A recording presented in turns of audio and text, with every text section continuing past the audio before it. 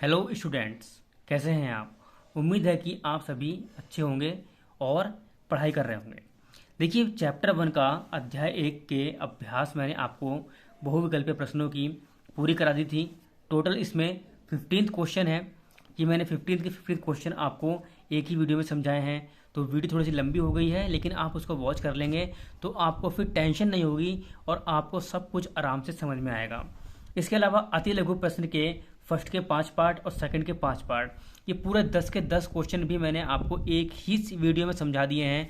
तो आप उनको भी वॉच कर लीजिएगा। वीडियो थोड़ी सी लंबी हो चुकी हैं, लगभग 15 से 20 मिनट तक की वीडियो पहुंची हैं। तो ऐसे में आपको ये दोनों कंसेप्ट कंप्लीट क्लियर हो जाएंगे। लेकिन मैं नहीं चाहता कि अब वीडियोस लंबी हो और आपको थोड़ी सी बोरियत फील हो, इसीलिए मैंने सोचा है कि अब मैं लघु उत्तरीय प्रश्न एक एक करके आपको समझाऊंगा। पहला क्वेश्चन है हमारा, लघुत्तम समापवर्त्य को उदाहरण सहित समझाइए।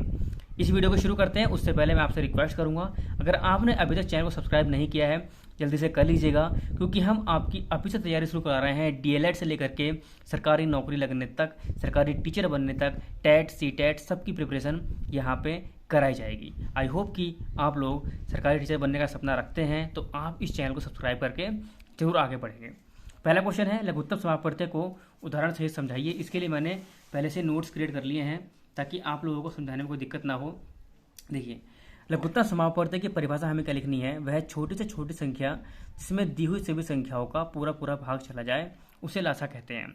जैसे अगर हम एग्जाम्पल लेते हैं, छोटी से छोटी संख्या है, सबसे छोटी संख्या होगी जिसमें सभी संख्याएं जो दी हुई हैं उससे पूरे पूरी वो कट जाएं, यानी कि जितनी संख्या दी हैं वो सब अगर हम भाग करें तो उसमें पूरा पूरा उसका भाग चला जाए। एग्जाम्पल जैसे हमने 15, 18 और 30 मान लिए, तो 15 के पहाड़े में 90 आता है, 18 के पहाड़े में भी 90 आता है और 30 के पहाड़े में भी 90 आता है।